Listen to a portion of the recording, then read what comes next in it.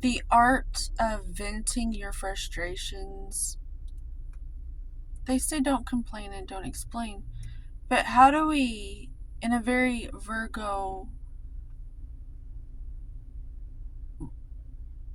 energy, how do we shine a light as a priestess on what uh, needs to be brought into the awareness so that we can choose to be different? Like your body complains with pain. If we don't listen to it, it gets worse and worse and worse. Mother Nature helps us in this way with discomfort. And so, as a spiritual lady, I uh I know, like, I want to speak like hypnotically the solutions over you. I want to cast them over you because the content I watch, I get irritated sometimes because I'm like, just speak good things into my life. Will you just speak good things into my life? Like, I'd love to just hit play and have someone just, it's like this prosperity code. Just speak the prosperity code. If we could change our speech and our language to where it's the prosperity code. I'm complaining that we don't know how to do that yet as a society, and this is something we need to work on as a group. I know for a fact, beyond the doubt of shadow, whatever that means, that the truly wealthy individuals, with all the stuff that everybody's trying to, all the stuff that people think that they can't have because it's just too hard to get, the way they talk is much different than the way all those people talk. Because as Henry Ford said, whether you think you can or you think you can't, you're right. And that's very true. And we all know what he accomplished. So, Lunch Lady Land. Why would I say that? Because a lunch lady just walked to her car and she sees me filming right now, and I just know that she is not watching me now, but she's aware of me because she just is, and hopefully she leaves soon because she's not happy. It is very clear she's not happy. And now that I'm actually looking back at her, she feels it. But none of this stuff is real. The projections, they're not real. But she literally just turned on her headlights. She's rolling down her window, and now she feels rushed. She's going to leave now. I know it. Because I'm looking back at her. And it proves my point with the whole staring at you thing. I feel like everyone's going around with basic dog psychology, to where we're all sizing each other up to see who's the submissive and who's the dominant. And we're all going around complaining like we're these victim empaths and then there's these horrible narcissists. And really, it's just basic dog psychology. Very, like, I'll walk by and everybody's looking at my butt. It's the same thing. Dog psychology.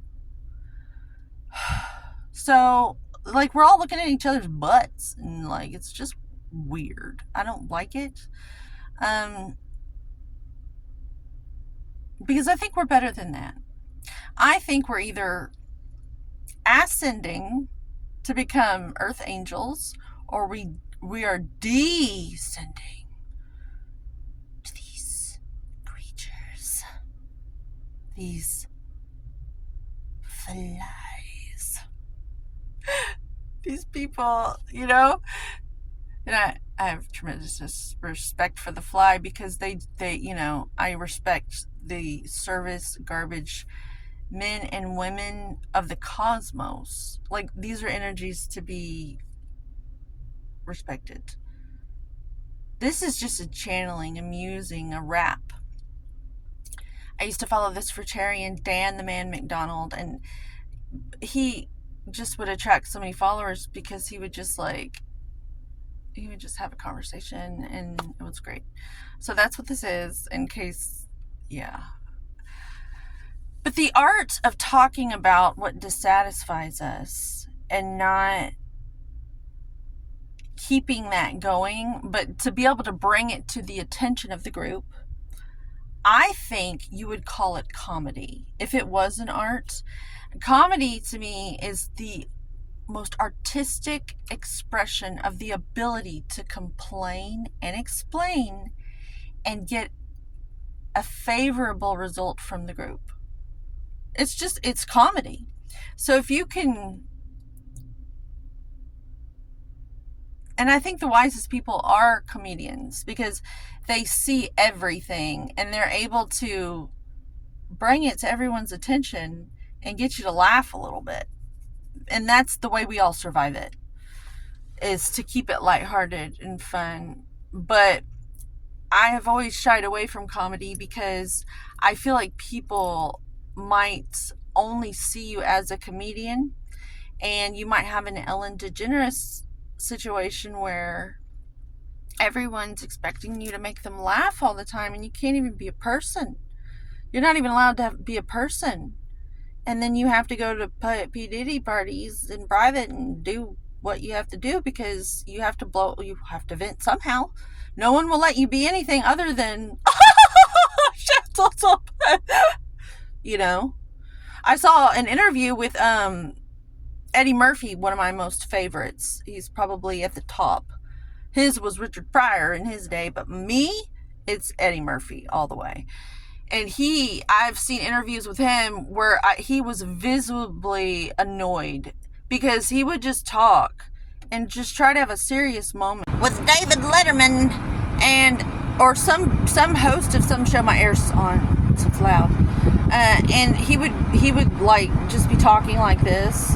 You know how his eyes get all like cool cat, you know? And he clearly was not joking, and the host of the show was like, you know, and he's like, yeah. I bet it must be weird for these comedians who do it for a living, and it has to be, I want to say, annoying to just always get that response from people, and just to be expected, because people abuse comedy too. Like, I can imagine that you would be abused like a drug for society, because everybody just wants to feel good and they expect you to like entertain them all the time, and that's got to be really exhausting, because you're a person too. But as I was saying, to be able to talk about the issues of like how I feel at the gym and stuff, I want to be able to talk about it because I know most certainly there are others out there who feel the way I feel, and we can all just like have a place to like see that angle of how it is. So to close, in this Texas heat, with the cell phone technology being what it is, it overheats. I don't know if I'm just so hot. Too hot to talk on this thing. Just kidding. That's the thing. I don't want to be. But I don't want to sabotage myself either, so that I don't get looked at. Just like I don't think Eddie Murphy would want to get rid of his ability to be what he is. Fucking cool cat who can make people laugh. Like, it's who he is.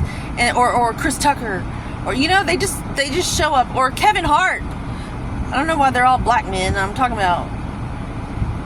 Ooh, I think you know what?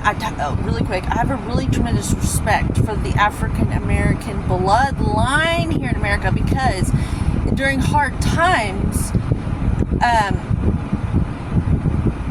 you want to study how to keep going during difficult situations. And when you are like people have spit on you or your ancestors and shit, and told that just, you know, we all know. I hope by now we all know. And if you can keep singing and just like having a good time, it's like a superpower. And so when I am in a good mood, I talk like this, and it's not to mock. It's actually to compliment, because when I'm in a good mood, I do that. When I'm in a bad mood, oh God, I don't know what I sound like. I think I don't want to know, but I don't know what comes out of me then. Or maybe, I don't know. This will probably never see the light of day. Yeah, it's probably just, okay. Or it will. I want to talk about stuff, and I am just a coward, and I don't know how. Somebody needs to talk about it, because we're all thinking it, and I'd like to say it. Have a great day. Homeostasis for you. Homeostasis for me. And together we can all have vitality.